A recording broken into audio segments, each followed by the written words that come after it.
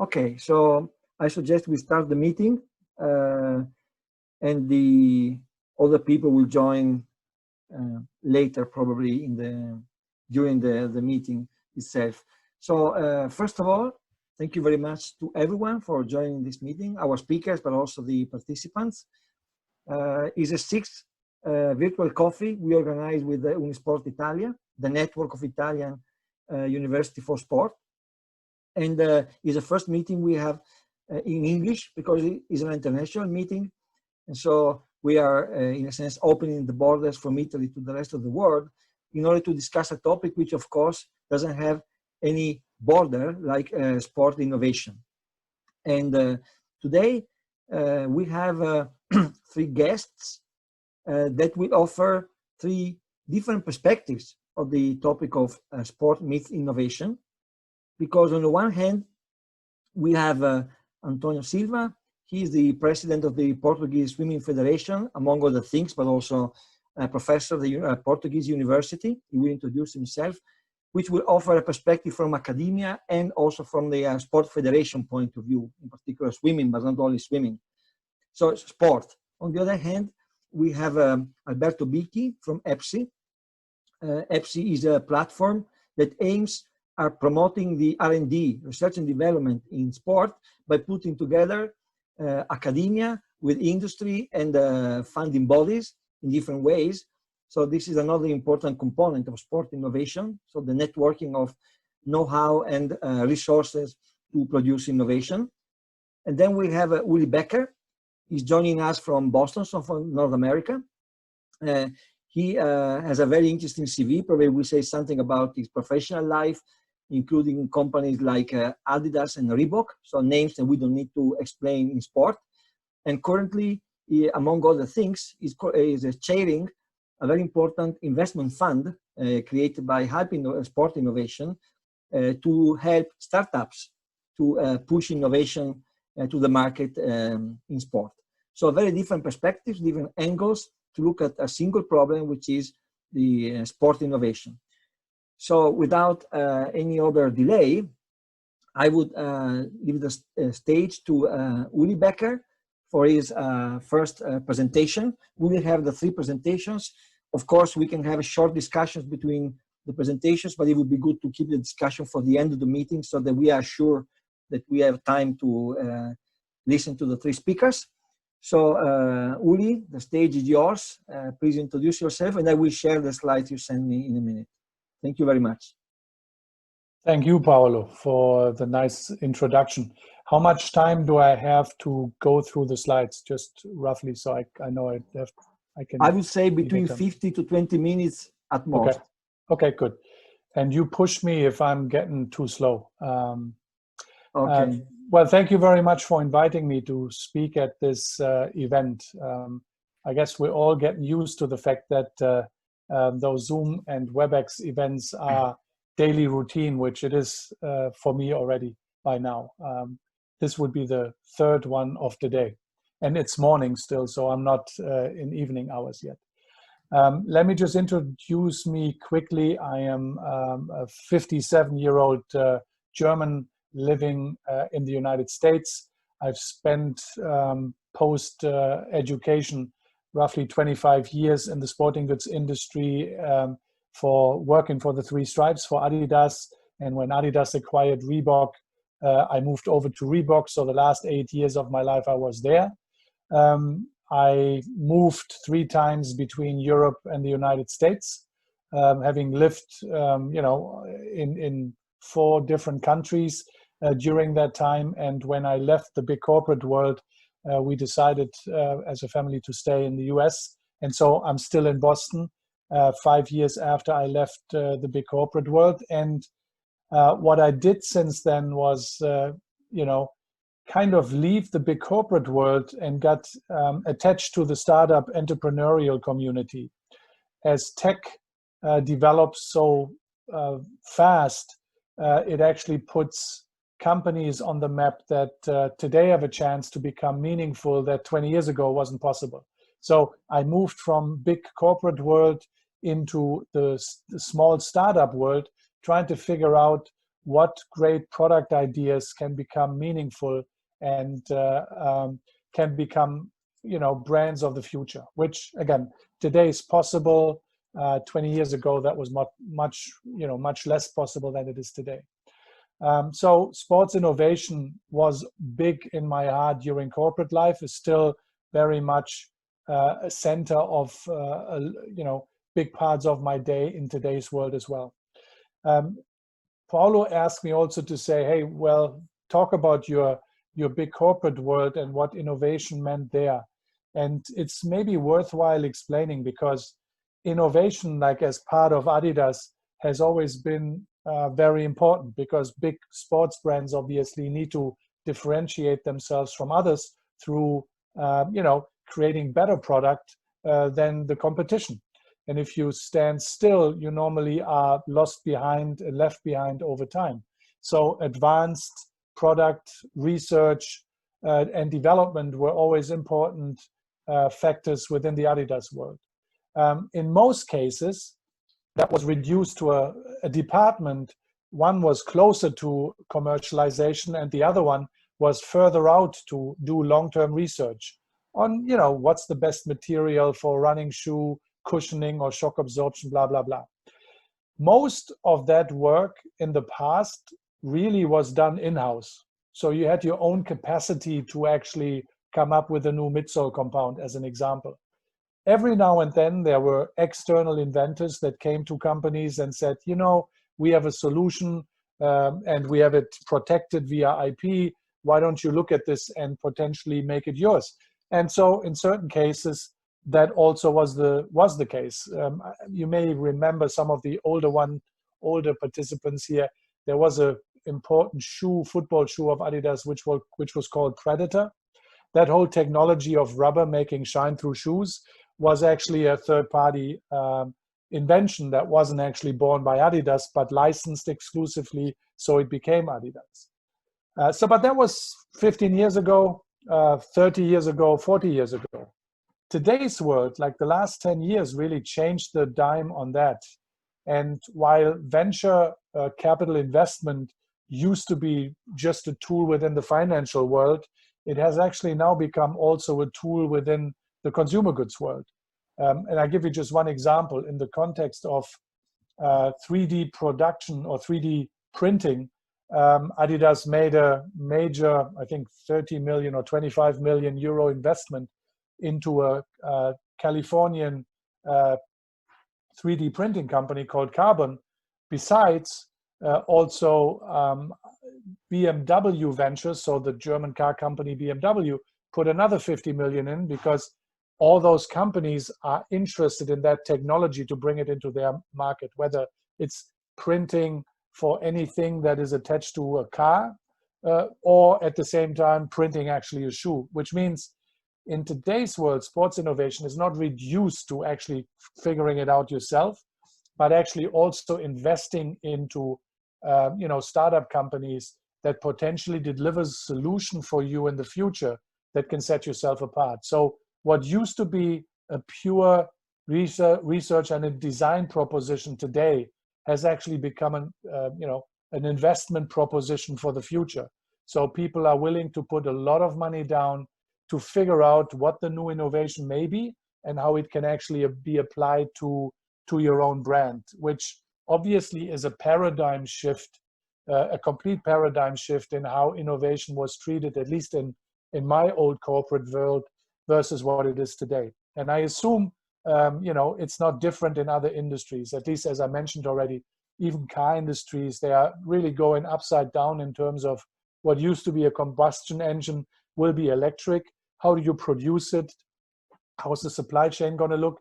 Everybody is pretty much challenged with that same paradigm shift. And it hasn't stopped in sport, in other words. So much about background and how is sports innovation being looked at and also processed in the big world today. If you can move to the next slide, I want to give you, just coming from an investment proposition, a couple of big numbers, because this whole area on investment has really driven into sport over the last 12 to 18 months. I look at this primarily from a US point of view. When I look at how's the financial world, both in equity and venture capital, set up, the amount of sports funds to invest into startup companies has grown significantly, to a degree that nobody foresaw that only 2.5 years ago. And why is that the case? It's an under-financed, let's say, industry overall, and at the same time, it also is one of the fastest growing one. It's non-cyclical, so it runs throughout the full year. Maybe sports change in terms of breaks, but the actual business doesn't. The consumer ecosystem is growing at a fast rate, and not just with regard to physical activity for every individual that is being exposed to it, but also as a passive audience, which obviously creates a much, much bigger business and hence attracts much, much more money at the end of the day. And then lastly on this chart, obviously there is technology that drives this. The amount of technology that is kind of integrated into sport, whether it's broadcasting, virtual reality or augmented reality, delivered by a new 5G network that will allow streaming to be much easier. Technology is part of everything inside out, and hence there is potential that is hardly comparable with anything else right now. Next slide, please. And so I actually covered this to a big degree already. The perfect storm, as we at Hype also speak about often, is actually happening as we speak. Innovation by itself transforms sports. Key technologies in terms of what we used to live with are maturing, respectively are now being replaced. The new generation of users that actually digest sport not just as a live event or as an active participant, but every open moment they have with regard to social media, broadcasters, and so forth, are bringing new dimensions to the game. And then again, there are complete new segments of sport. You could argue whether they're true sport or not, but they're actually also becoming major topics such as e-sport, fantasy sport, all the way to betting and all sorts of other activities that weren't on the agenda in a way, based on maybe not having the legal framework, but also not the technology as it is today. And on the right side, you see how the viewership of sport on social media is kind of increasing at a big extent, which also gives you kind of an explanation why the Amazons or the Facebooks of the world also buy streaming rights for football, which we are all, the old people, are only used to seeing on either live or on cable TV. Well, the world is changing as such. Next slide, please. I also try to give you a little bit of background, the way I look at sport, having been in the business and dealing with the business, still in today's capacity. Next slide, please. One major trend is that there is a huge change in consumer behavior. To a degree, participation in traditional sports decreases.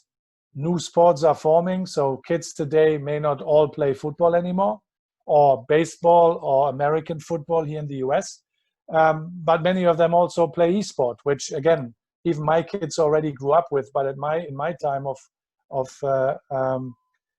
growing up was not even a topic. A lot moves from offline, both in terms of consumption, all the way to online, whether it is digestion of content, all the way to also transactions to be commercially active.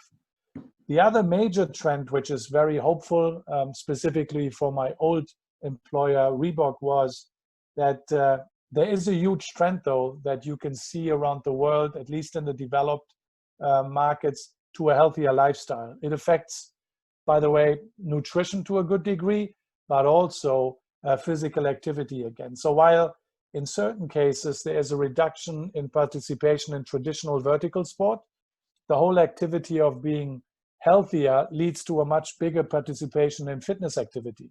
And whether it's an activity called CrossFit, which may not have the political depth of speaking about it right now, but 10, 20 other major fitness, kind of stories that are becoming more and more or bigger and bigger while the time is going on, just showcases that physical activity becomes a more important proposition in most societies in today's world.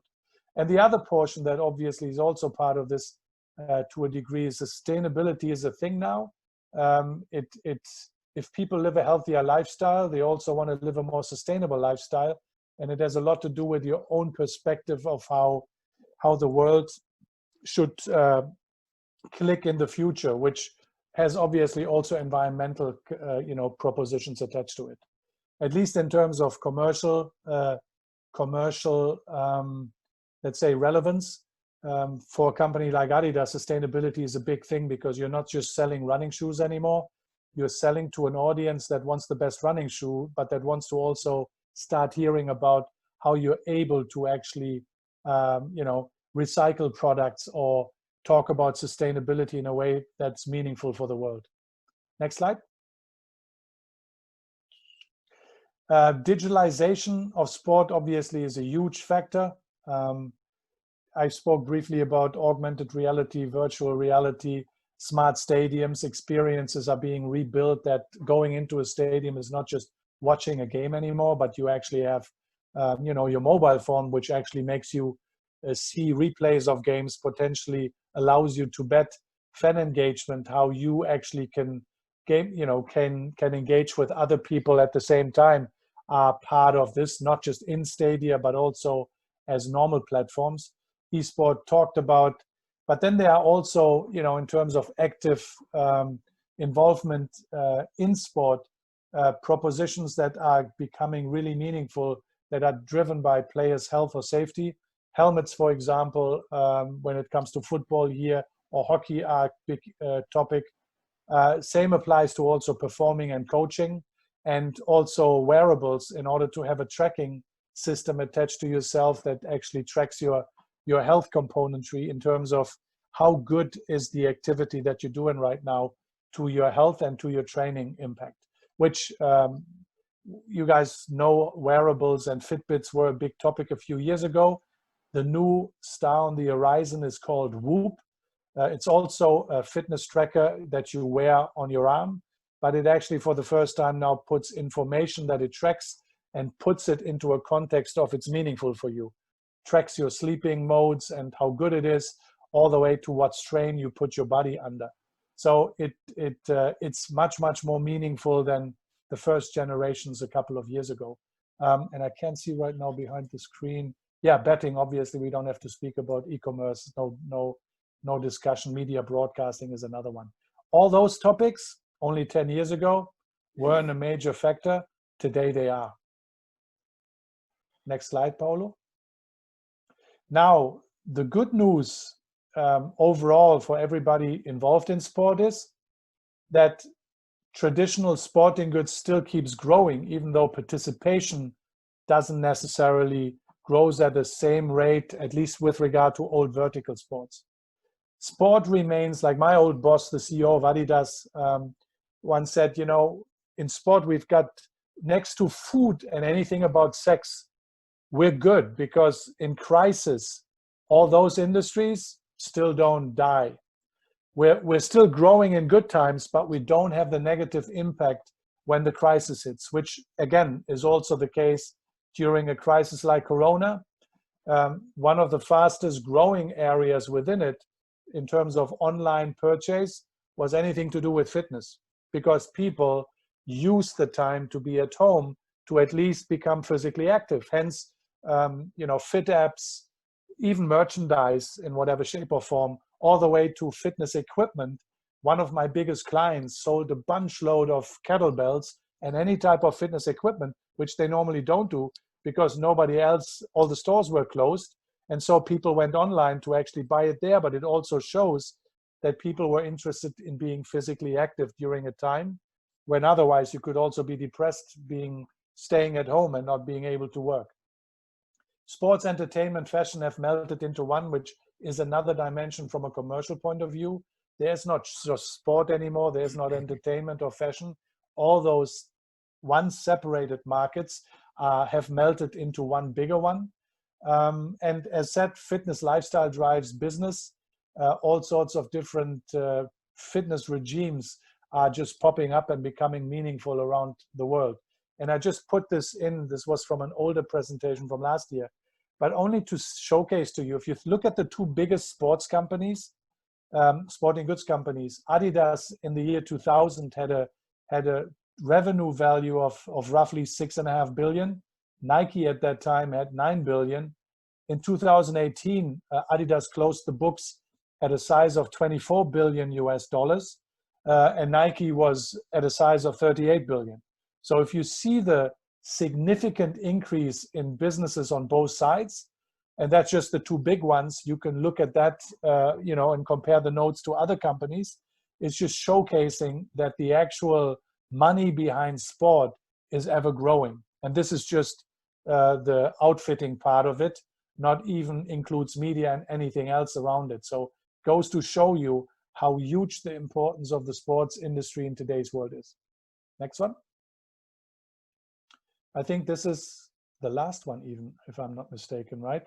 And this just goes to show you how much investment money has gone into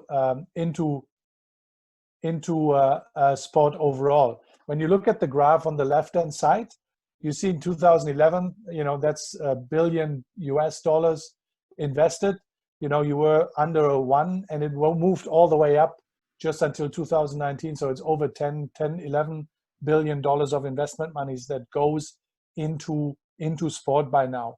And that goes to show how much demand there is and how much belief there is in terms of how much money in the future can be made with this tool. Because every dollar invested obviously shouldn't stay one, but should have a multiple attached to it in terms of 3, 4, 5 times of it when actually the investment matures. So if you look at 2019, you say it's $11 billion. By 2029, it should be 5 times the amount invested last year. And that money obviously will again be reinvested. So I'm just saying there is a huge move, and this is what we call the perfect storm. And I think there were just some examples of the recent investments or mergers and acquisitions, respectively IPOs. If we don't have that on the slide, you guys just remember Peloton, which just IPO'd in spring of this year here it is, with a 8.1 billion valuation at the end of the day, which that's incredible. It's a freaking bicycle that now has obviously digital experience attached to it, where you can bike, you think you're riding up Alpe d'Huez, and next to you 500 other riders that are spread around the world. So you ride against the best French, Italian, and Spanish cyclists, but it actually is only virtual. And you see how much business and how much money is actually drawn by this. And that's done in the prospect of, obviously, this is just going to get bigger in the future. The good news for that is, well, as long as money is in, there's not major worry that sport is going to dry out. We just need to make sure more is going to come out of it. But it also is driven by the fact that consumers around the world are more than interested, and outside being physically active, the passive audience is ever growing because it's an escape from reality potentially, and it has the entertainment value that won't be beaten by anything else. That's it. I hope I was there in time and not too long. Thank you very much, Uli. I think you were in time. I will stop sharing. Okay. Before leaving the stage to Alberto, let me just ask you a very short and sharp question. Since this is a network of universities, what role do you see for universities in this evolution of the sport business, sport in general? Can we be part of this evolution, or we are just spectators of this new trending sport? No, because performance and coaching was one digital initiative that for sure is good. So if I look at sports universities, I see two things. I'll see athletes coming out, I'll see coaches coming out, I'll see educators coming out that make sport as much interesting to the next generation as it was to the last generation. And so part of that is innovation can help make athletes better. I still believe that. We may not make anybody run faster over 100 meters than what is the current world record, but we can improve records in many other sports. Be it the marathon record that was in a way done by a carbon plate next to the perfect talent of the athlete, but also to a carbon plate inlay sole in the Nike shoe that gave you a better energy transfer, as an example. The coaching part is important because if not just the athlete becomes better, it's normally done through the coach himself, who has better tools, better data to actually help coach athletes to become better, and all the way to a generic case to have better coaches that actually can activate the youth to actually also be physically active outside the esport world in today's context. And so anything related to that helps build the foundation of sport in the future is definitely needed, and where universities can play a major role. Now, part of innovation itself being able to come up with business ideas, technologies that are worthwhile, either from an audience point of view or active participation point of view, will always be picked up by companies that, again, are able to maybe commercialize it. I was speaking about Adidas, about 3D printing of shoes. Okay, that's one area. If you come up with the best shin guard in Trentino that avoids any type of injury towards shins in playing football, I bet you Adidas, Nike, Under Armour, New Balance, everybody else would be interested. So there's a lot of commercial activity that through engineering and creating ideas that are meaningful coming from sport for sport that could be interesting for companies as well. So you at the educational side of it, and there's a lot of possibilities I can see. I believe the opening the doors of letting business come in or investment come in and seeking that interaction is one of the most important things that you can do. Thank you very much, Uli. Okay, now is Alberto's turn. I will give you the control, Alberto. Okay.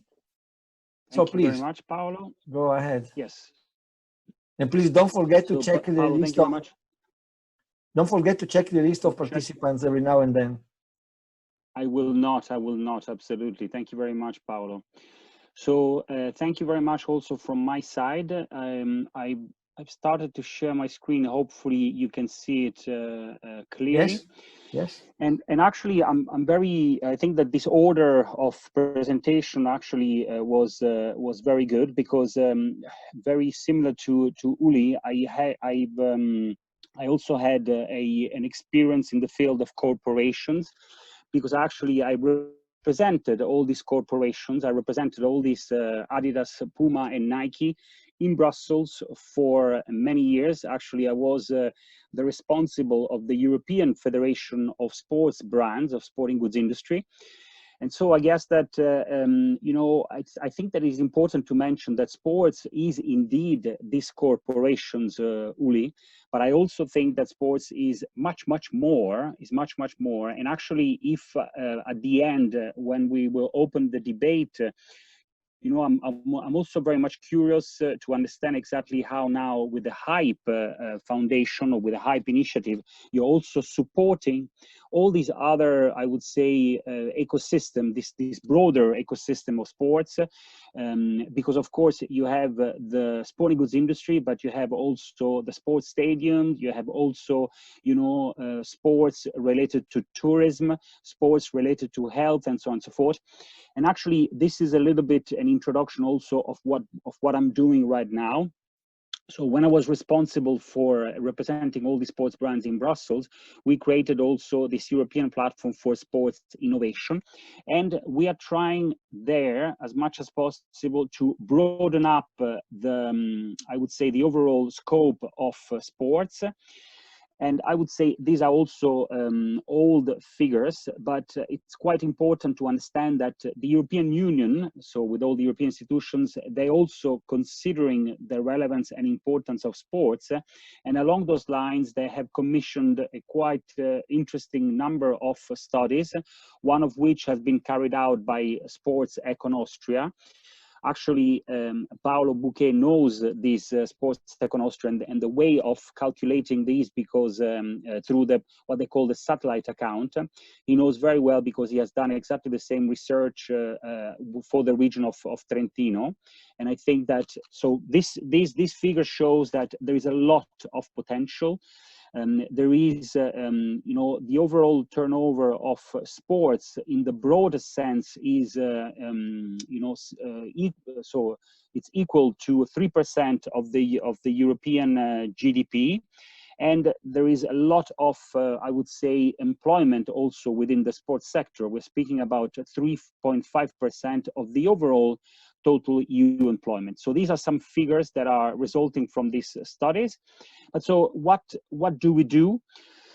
Well, at EPSI, the European Platform for Sports Innovation, we try definitely to, I would say, gather, you know, this solidarity between different stakeholders.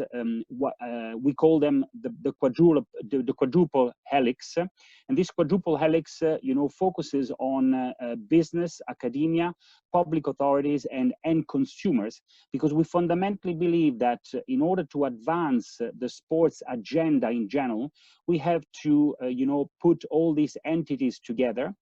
And so this is exactly what we are doing at EPSI level. We have a number of associates, a number of members, and all these members are coming from different horizons with different, I would say, activities. So we have sports associations and federations, we have industries, we have communication agencies, we have clusters, we have, of course, many universities also in our network, research centers, and most recently also public authorities. For instance, the Portuguese Swimming Federation, Antonio will speak later, is also one of our members, but Paolo Bouquet is of Trento. So this is a little bit the overall, you know, constituency. And you might find some logos that are familiar to you. I leave it in your hands, all this. But what do we do exactly? You know, how can we bring added value to all our constituency? Well, we're trying to focus on three main pillars, and especially the last one is very much related to what Uli was referring to. So the creation of business. So for us, it is extremely important also to create businesses. But in a nutshell, in the lobbying pillar, we are ultimately trying to convince policymakers to invest much more resources within the sports ecosystem. So if I had to identify the objective of this lobbying activity, is really to convince national authorities, regional authorities, municipal authorities to consider sport as one of, I would say, one of important sector, and therefore a strategic sector in which they will have to invest resources and financial means. In the second pillar, we are helping our members to collect all these financial means, and I will expand later on briefly on how we do all this. And in the last section, in the last pillar of EPSI, we are definitely trying to boost the creation of businesses. And again, this is why I'm very curious also to understand, Uli, this HYPE initiative, because ultimately we need, you know, ultimately investors, investment funds, we need venture capitalist equities that ultimately will see some potential business development within our ecosystem. So you know, these are the three pillars. Maybe I can concentrate on some outcomes of these three pillars. And one of the outcome of the lobbying pillar is a regional integration. As you know, there are some other public funds available through the so-called regional and structural funds. This is a huge envelope of money that Europe actually dedicates to the different regions. We're speaking about 283 billion euros. 283 billion euros that actually Europe donates, or in any case gives to the different regions, based on their what they call their strategic agenda. So they have to identify which are the sector these regions would like to invest all this money in. And having convinced these 13 regions that sports is definitely one strategic sector they would need to invest this money in, of course, we consider this as a lobbying success, because as I was telling you before, if the objective of the lobbying is to convince policymakers to invest more resources and money, this is exactly what we have achieved through this Close Sport initiative. Let me skip, I don't want to dwell too much, but let me go on the fundraising, because the fundraising is another important pillar. And this is where, once we have convinced the policymaker to invest money in sports, we're also helping our members to collect this money.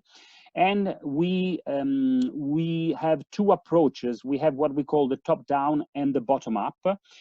In the top-down is simply, we're sending out the list of all relevant call for proposals that are open at European level.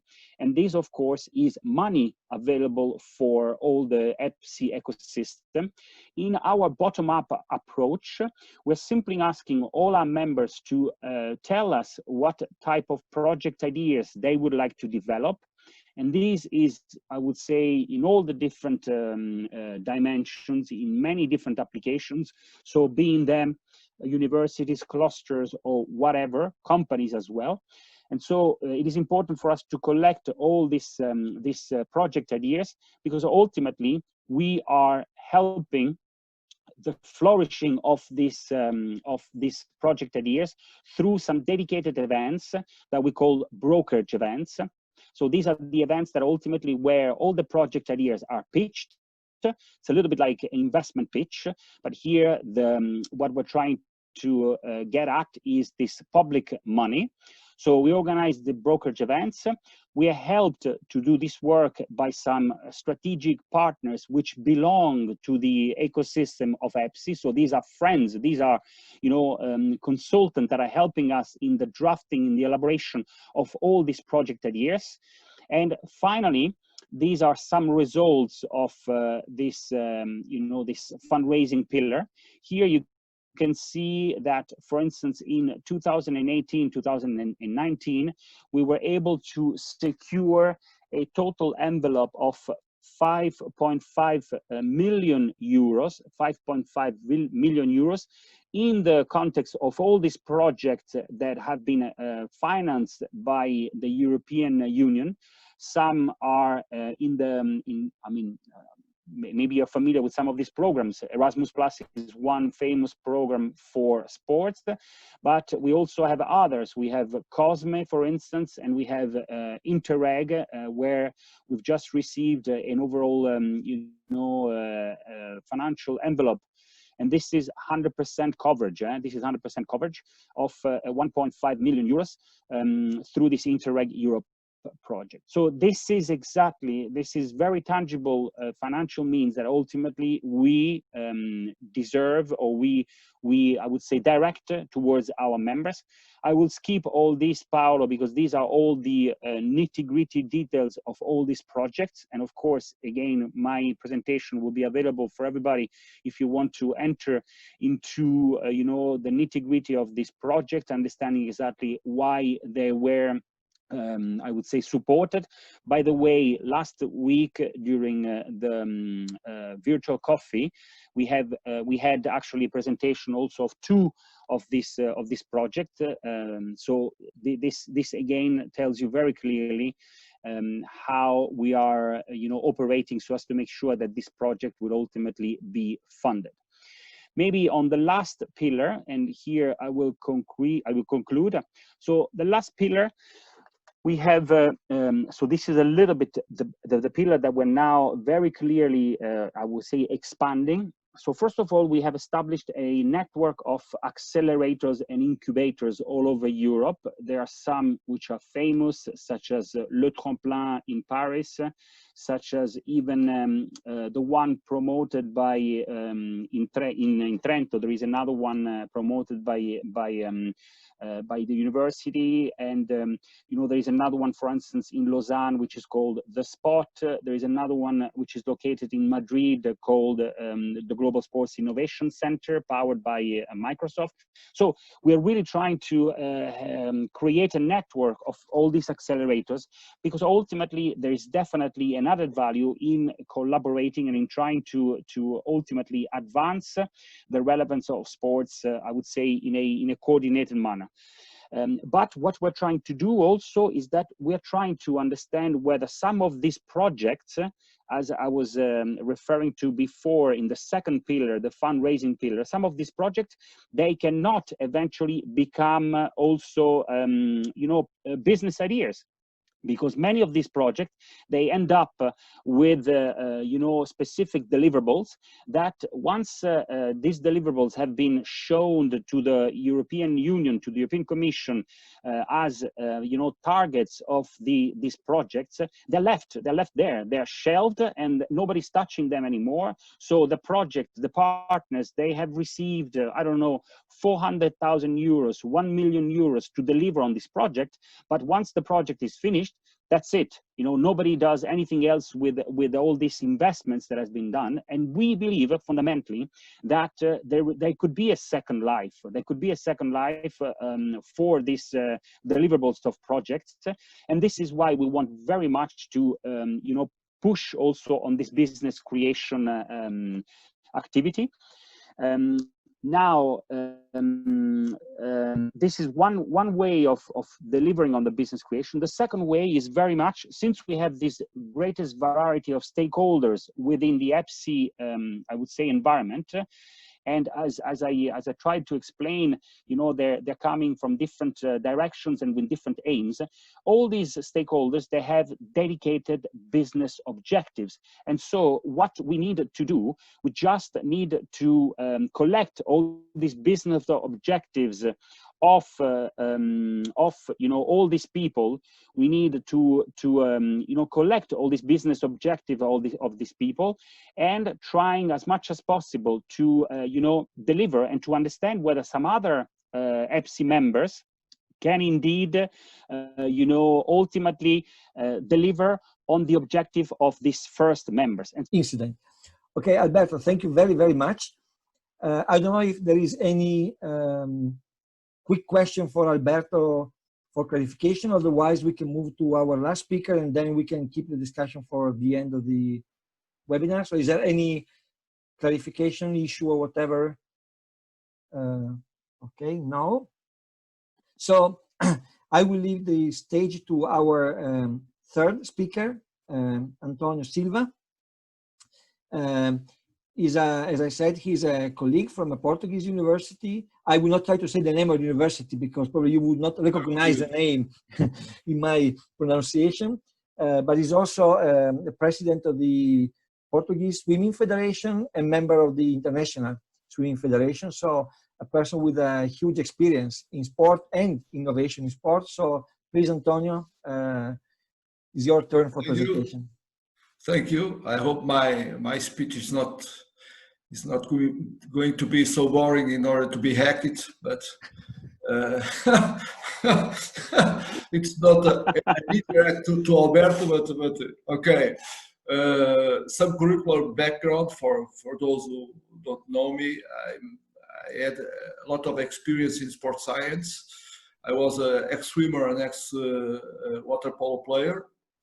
I was also a coach of international level swimmers, and I was before the president of Portuguese Swimming Coach Association from 2004 to 2008, and since 2012 I take the floor for the Portuguese Swimming Federation.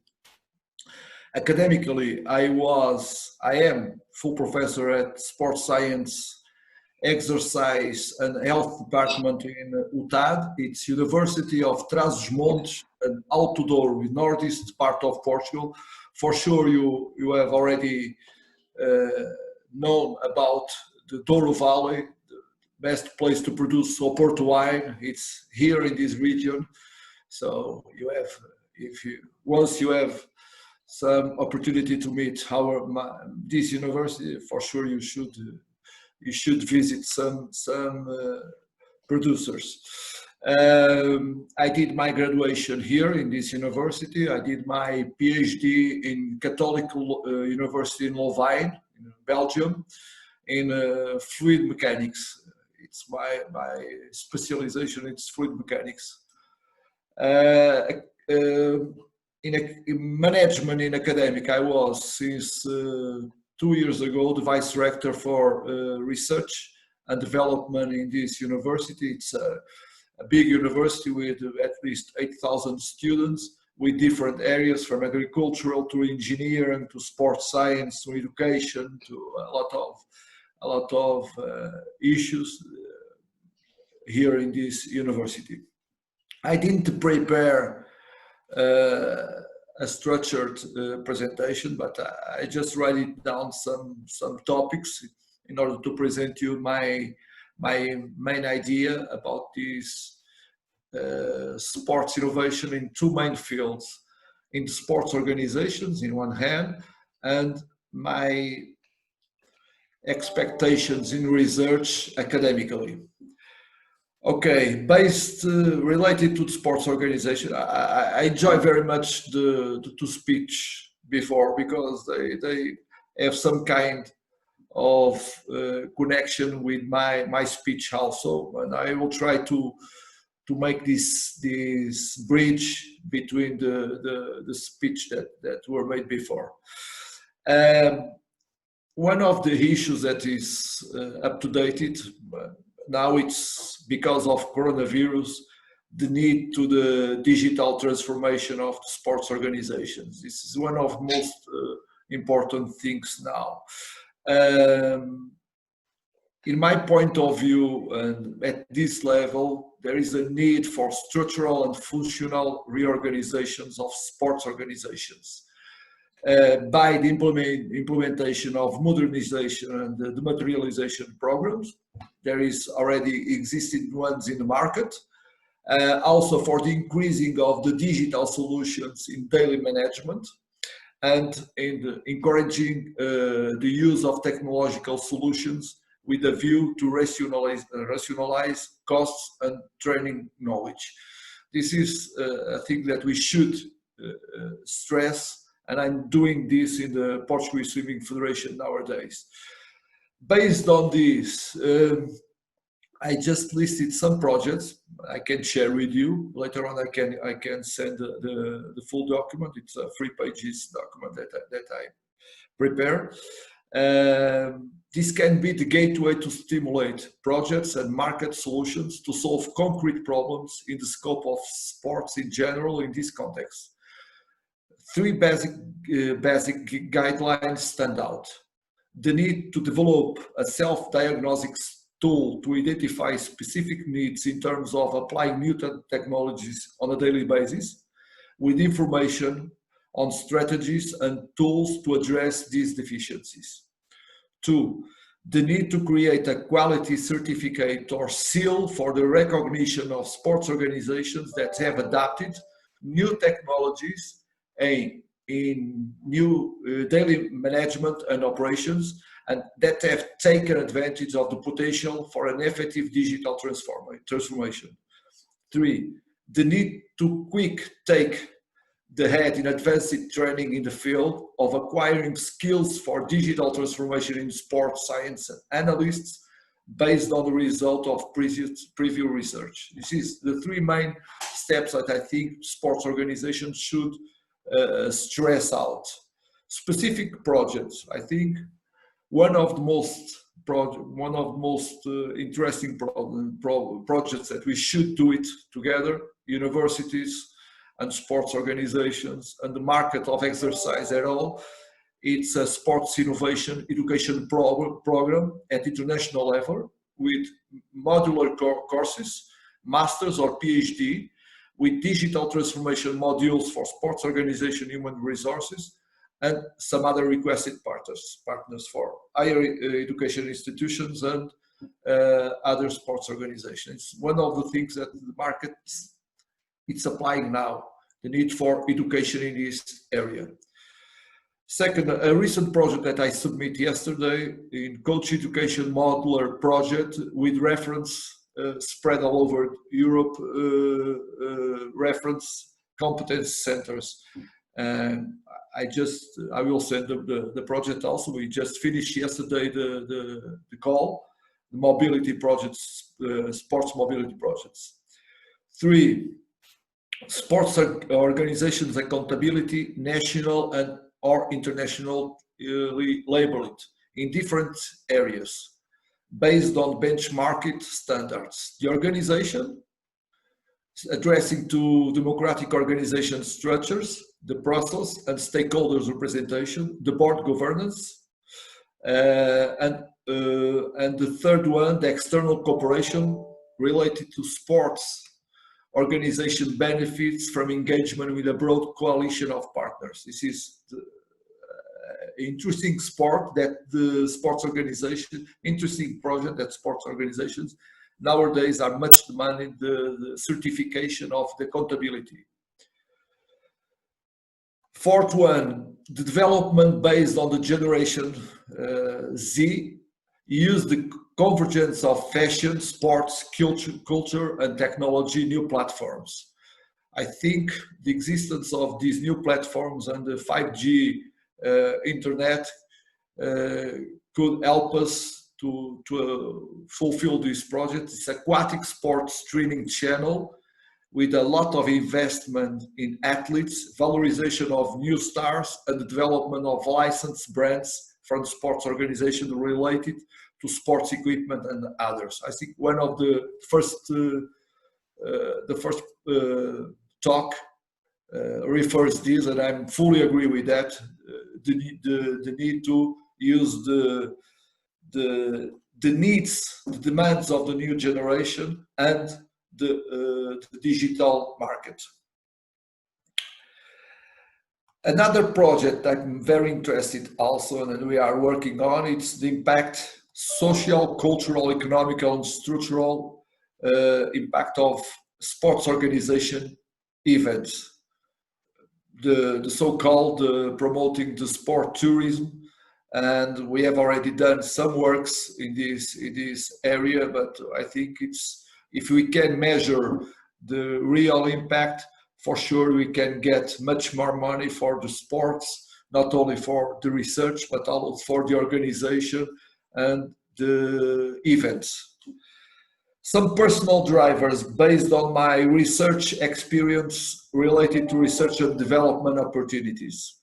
There are two main areas. The first one, it's the performance enhancement in swimming, and second one, the learning to swim process. So the engagement in sport, on the other hand, the performance evolution.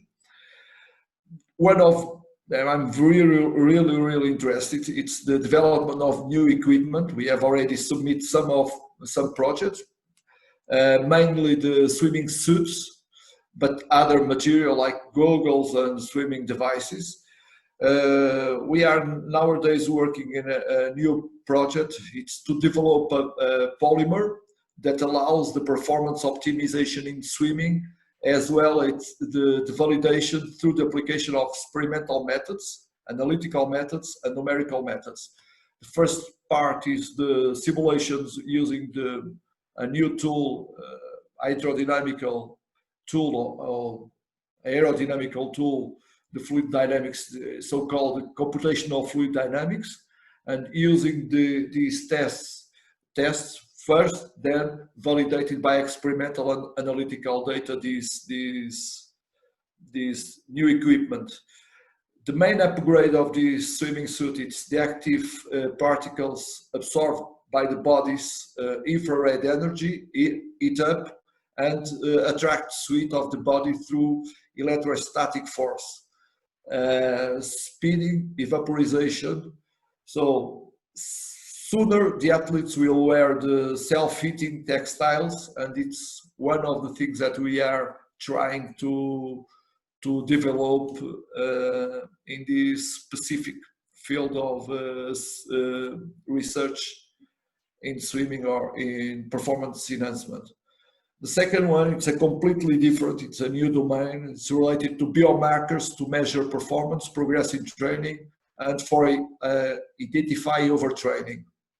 Mainly the part of the genetical biomarkers, biochemical biomarkers in the body. The third project that I would like to develop, I'm trying now to create a team to do it. It's the neurocoaching.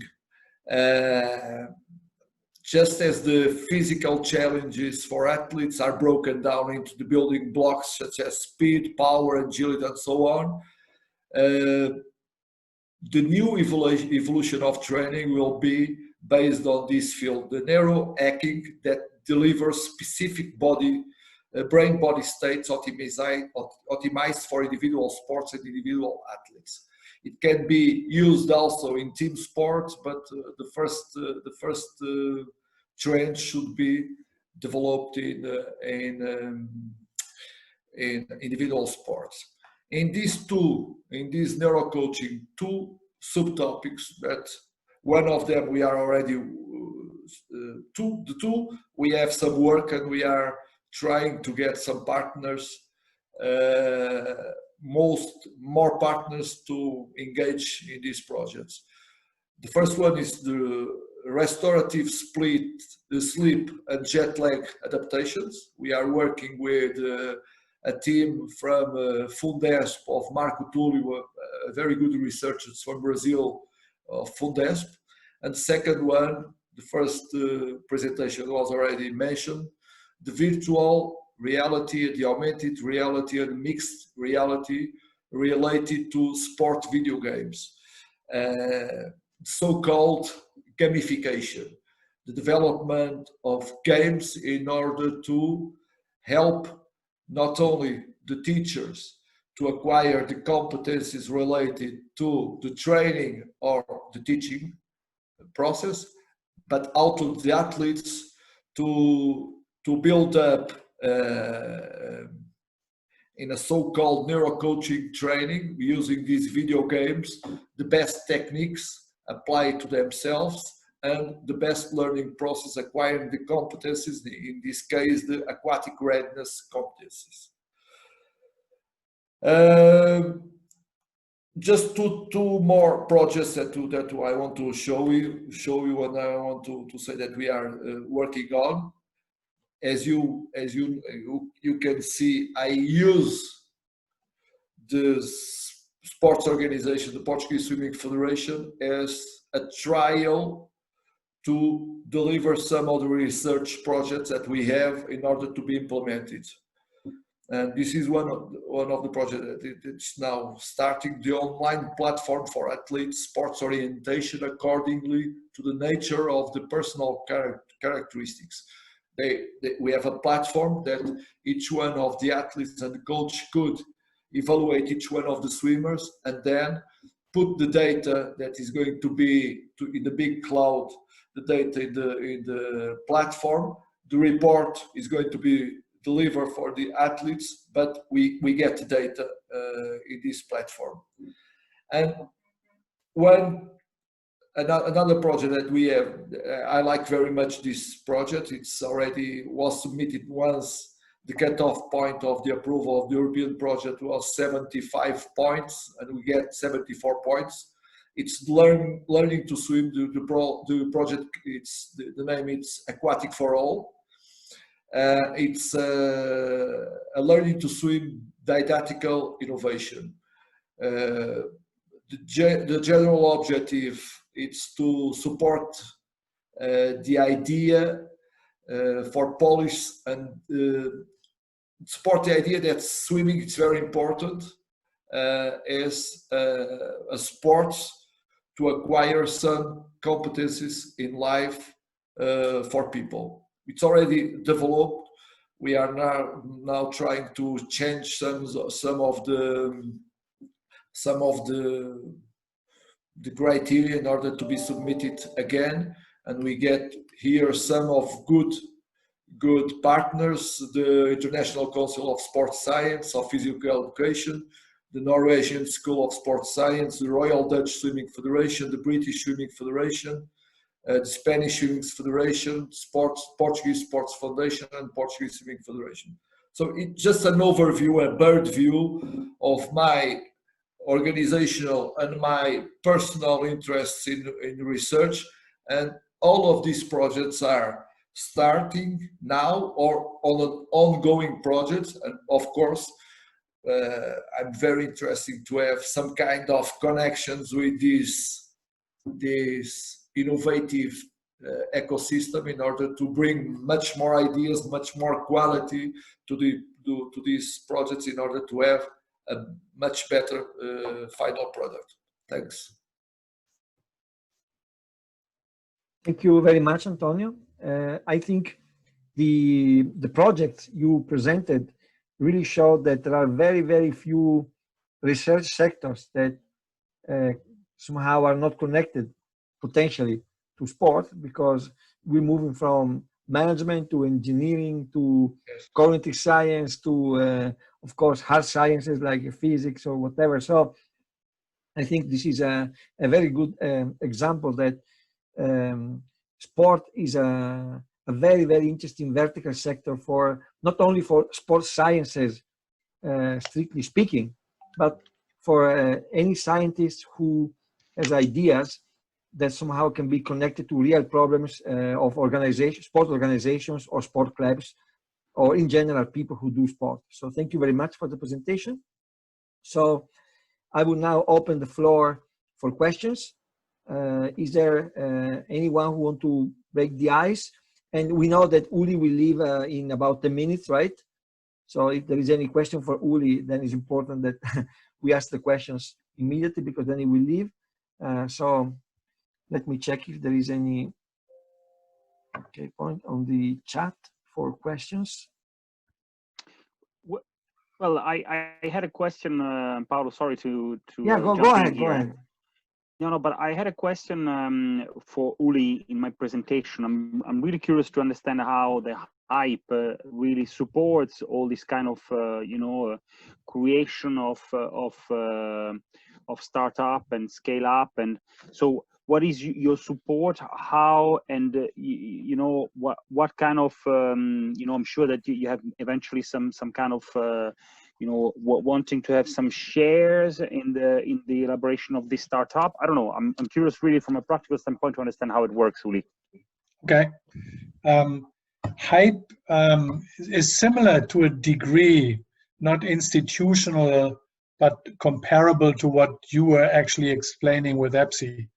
The starting point of hype has been to build a global accelerator network around the world, because sport happens to be in every corner of the world, and so is sports innovation in every corner of the world.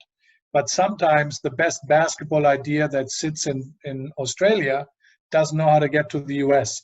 Hence, the idea of hype in its initial shape was to build an accelerator network and pair it with a network of experts that come from sport, from every angle of it, that brings on one side a mentoring of startups, but then gives them potentially also a hand to get that great idea about basketball from Australia to connect it, if it's worthwhile, with the NBA in the United States. And so on one side, it's it used to be, obviously, in the context of everything is virtual today, it used to be geographic solutions in Australia, Taipei, Israel, you know, Trentino, London, Cologne, also in the US and New York, you know, accelerators that actually had startups going through that process, being connected with people, and hence out of that connects a relationship that potentially helps the startup, if it's worthwhile, to make the next step. The next agenda item of that was now, well, also bring it closer to money, but being selfish. The Hype organization also said, well, maybe we should start raising our own money, because if we kind of bring a startup company through the whole process, we know more about it than anybody else from the outside. And as there are enough investment experts within the network, we can actually decide to invest into certain selected companies ourselves before we actually bring it out to other institutional investors. And so it's like two paths. One is kind of the infrastructure to collect brilliant ideas around the world, bring it through the system, bring it closer to not just professional experts and subject matter experts, as much as to investment possibilities to further finance, you know, a company that either needs seed money, or if it's post-seed, move it closer towards an A-series funding, which that is kind of the intent of the whole project.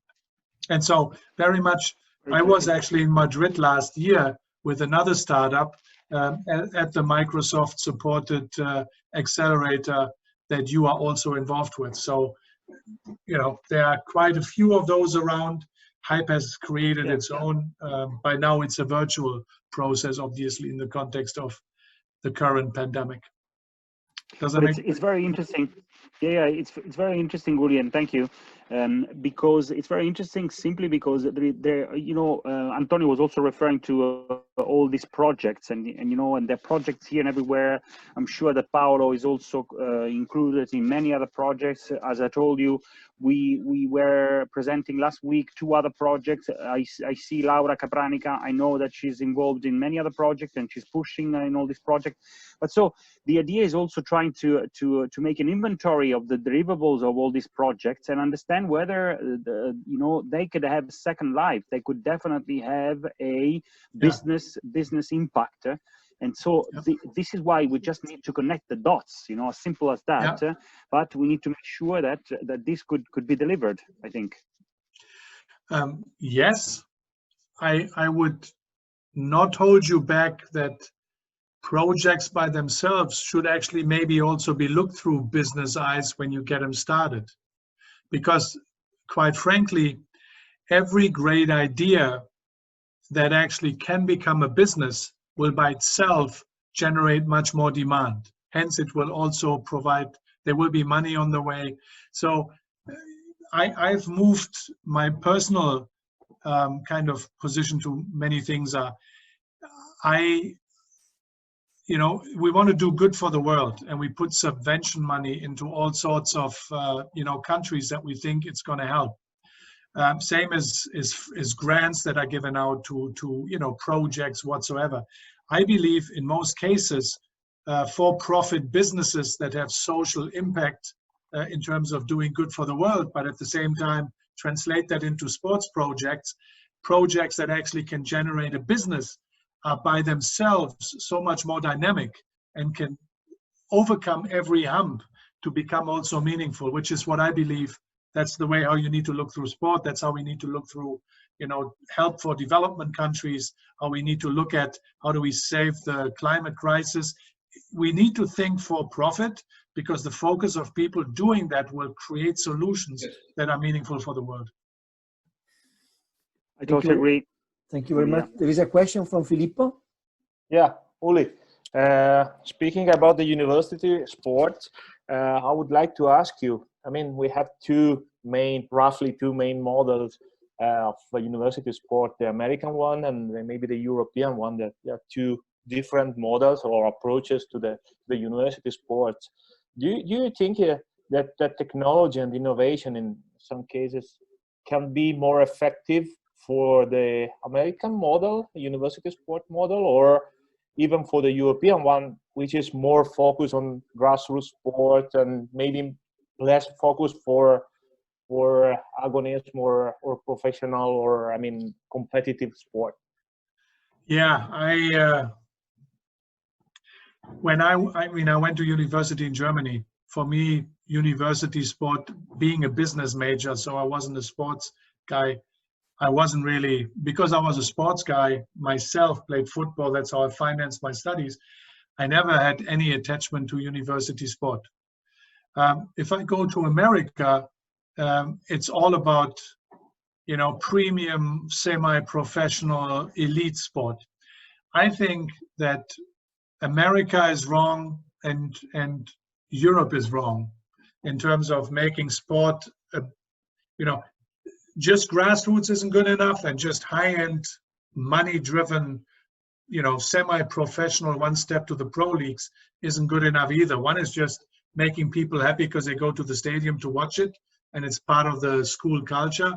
In Europe, if you're not a sports student, you really don't have any clue what does university sport mean. Like, yes, there's a world championship of universities and all that stuff, but there's no really following or whatsoever.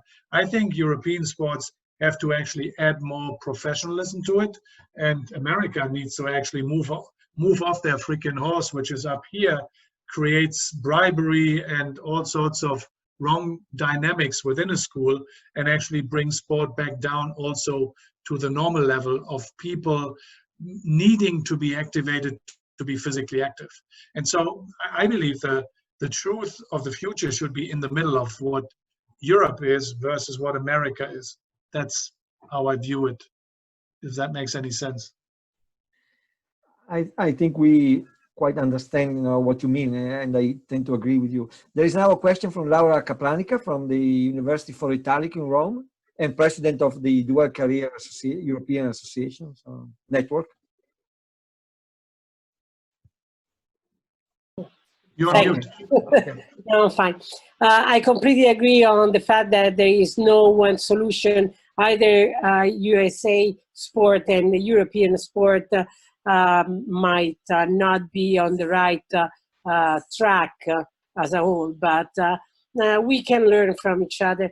One interesting thing is that I strongly believe that for-profit companies should invest on sport more, and also on their social corporate responsibility, especially because sometimes grassroots sport it looks like, okay, we don't want no money, and this is not the case. They need money, they need, and also the company can have sport added on their values and aligned to their values. One good example is a project from Ferrero. Ferrero is a huge company in chocolate, food, and so on. And they started this interesting project, which actually passed the boundary of Italy, went to Germany, the United States, Brazil, now in China, and it's called Joy of Moving. And this is something that is connected with a social, corporate social responsibility. So I think that the frontier of sport is to take advantage of the two systems. Now, in Europe, seems that this is not always the case. Now we are talking about a big restart from the coronavirus. But for example, in Italy, the project that had been studied for these restarting activities do not even mention sport. And sport is so important. In economy in Europe, sports passes agriculture and fishing together. So it means that I think that people do not realize actually not only the potential, but the reality.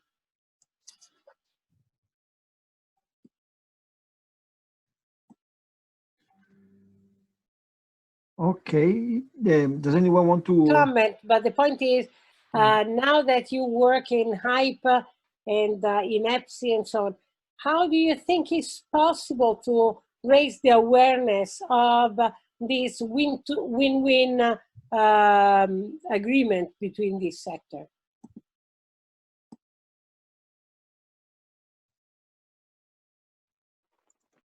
I assume the question that went to me or to Alberto. When you say sector, what are the two sectors? Maybe I misunderstood the sport, yeah. And the other one is business. But sport is business. But I'm thinking the business out of sport, which has a big connection, can have a big connection to sport, because sport can be a means for social. Laura, my whole presentation was about that. I believe that business is highly interested in sport because the market is so huge, and again, driven by active participation as much as by passive audience. And the amount of startup companies, if I look at the startup company, is kind of the best symbiotic kind of result of that, because it's a passionate person about sport that has an idea about sport and wants to make a business out of it. The amount of startups that are being founded that have something to do with sport, are in sport and for sport, is incredible in terms of the amount of companies being founded. Hence, the sectors are coming together anyways, and technology today allows that to happen, because again, I started my gig with, today companies can be founded and become meaningful within 5 years' time that 10 years ago, 15 years ago would have never been possible. It has a lot to do with the fact that the world has become so digital, right? I know there are shoe companies out there in America right now that didn't exist 5 years ago, and they make $100 million of revenue because today that works because of D2C distribution going straight to the consumer rather than using wholesale models. And if you move that away from outfitting and equipment products into engagement tools, old engagement tools, digital tools, all the way to augmented reality or not. Today, that's all part of reality. The companies are being founded and they're ready to actually make a jump. So I don't think there is a need for connecting business with sport. That's already ongoing. And by the way, you're from Rome. That's the coolest city in the world, by the way. Forget about all the others.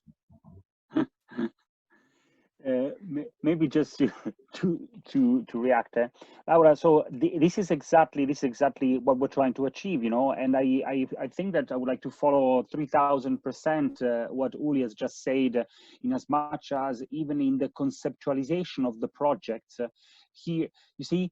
Here you have a bunch of money to develop your project, but indeed, as is very correctly pointing out, in the conceptualization of these project ideas, you're not even thinking about a second life into a business sort of environment. But so this is why we believe that it is of the utmost importance, and this is why at EPSI we're very much focusing now very much also on this third pillar, which is the business creation pillar. And so very much like what Uli is saying, you have to think about what will be the end of life of the project into the business world. Right from the beginning. I'm also saying there is a lot of material. There are a lot of deliverables already out there. Antonio was mentioning plenty of projects. For instance, Antonio, I would like to follow up on this in this mobility, academic, project concept type that you have expanded, because we are also thinking about moving forward with what we call sports academy. But you see, all these are there's a lot out there, but so there is maybe not sufficient information about what it is out there.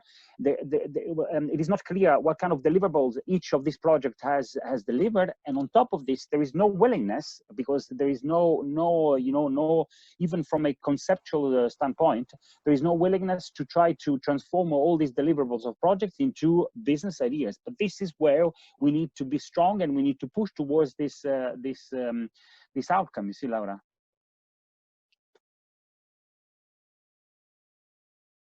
Okay, thank you very much, Alberto. I think there is a question from Paolo Bertoccini. or a comment, I don't know. Can you hear me? Yes, very well.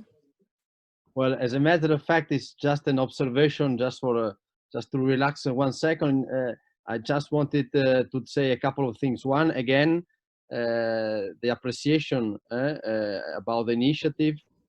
This is already the 5th or the 6th seminar, and we are just gaining also an international environment.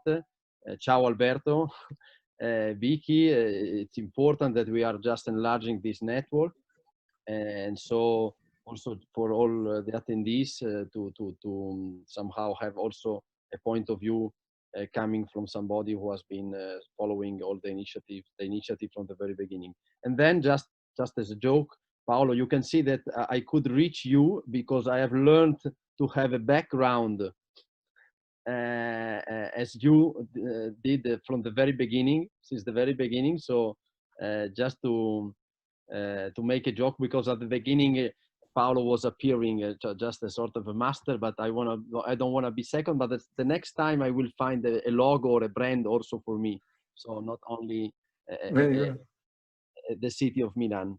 So and I'm sure you want to say that the picture you have there is from Milan, but actually is the Mart Museum in Rovereto. I know it. So yes, you are just trying to show that Trento is always at the center. So anyway, congratulations, and of course this will remain accessible. No, we can follow also recorded. So okay, perfect. Sure. Yes. Thanks, and please go ahead.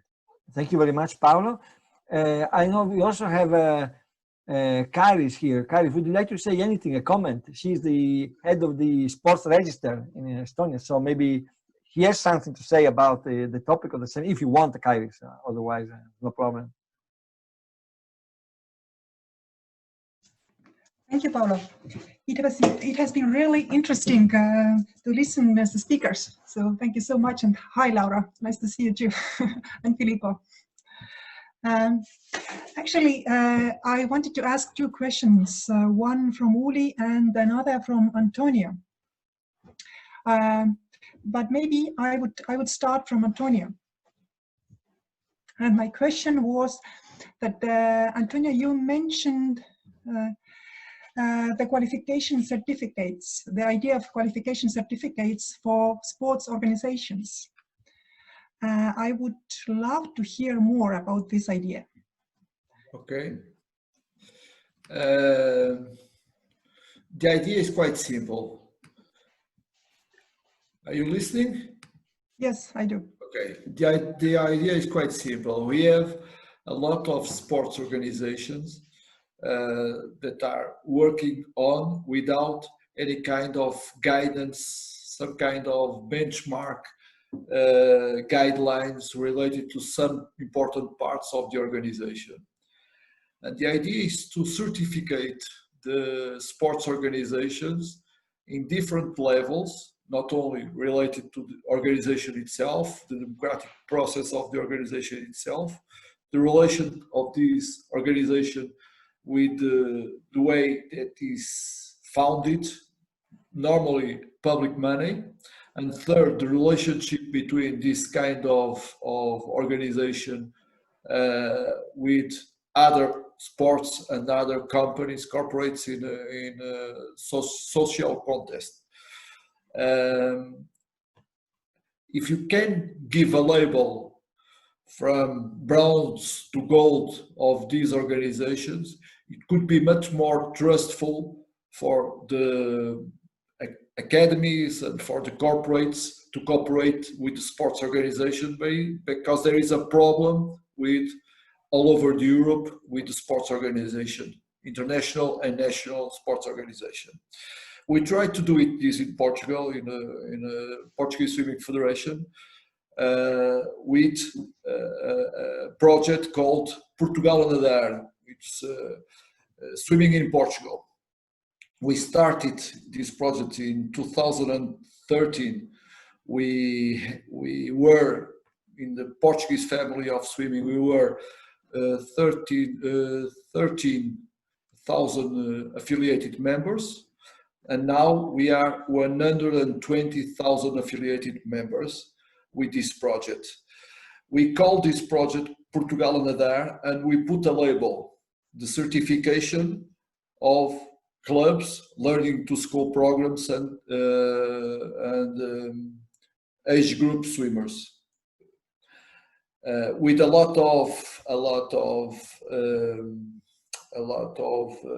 criterions, reference marks.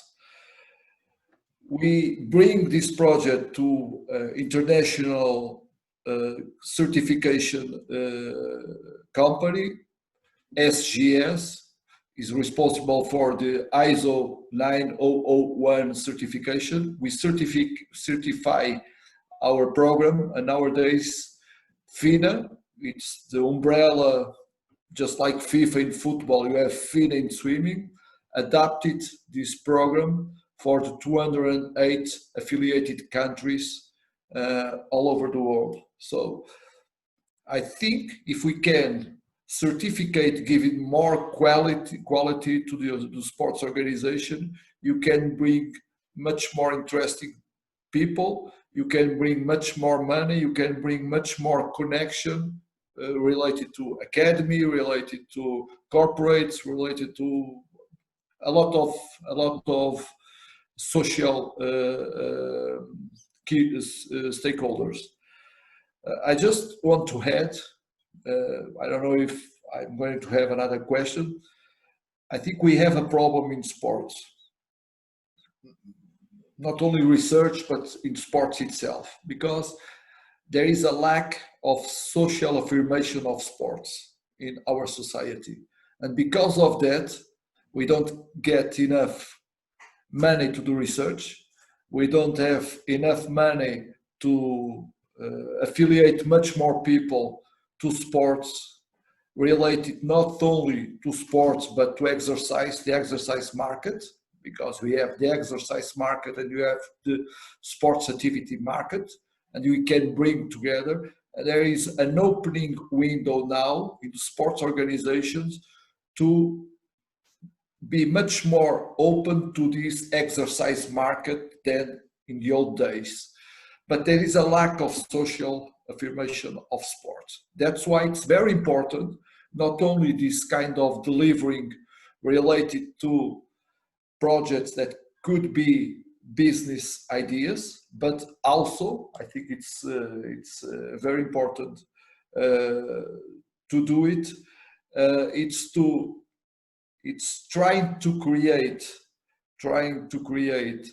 and try to reasoning about the real impact of sport in society, and in that way we can say, okay, this is the impact.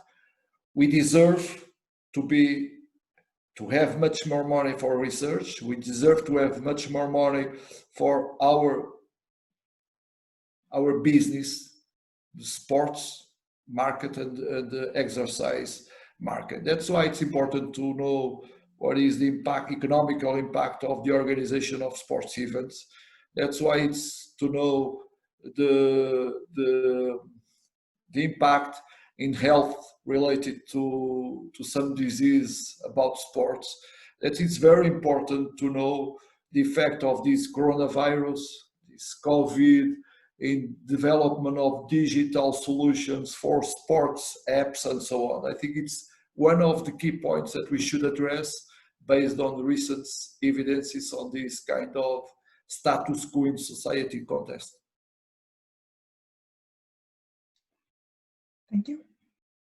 Okay, thank you very much. Kaius, I'm afraid Uli had to leave. He said at the beginning that at 6:30 he had to leave, and he stayed more than that, so I'm afraid he had to leave. So I think we can close the official part of the meeting right now. It's a tradition of these meetings that after the official end, if people want to stay a little bit for exchanging more other ideas informally, they're more than welcome. Just as a conclusion, I think this meeting, in a sense, is a typical example of how technology and innovation are fantastic, but you must be careful. There can be incidents on the way. And I think this is true for sport innovation as well, which means that, of course, there is a huge potential of technological innovation, and not only technological, but in general innovation. But of course, we must be careful because sometimes there are some unexpected possibilities that we don't want to support. So thank you very much again to our speakers, Uli Becker, Alberto Bicchi, Antonio Silva, and I hope to see you next week at the virtual coffee of Unisport Italia. Thank you very, very much. Thank you.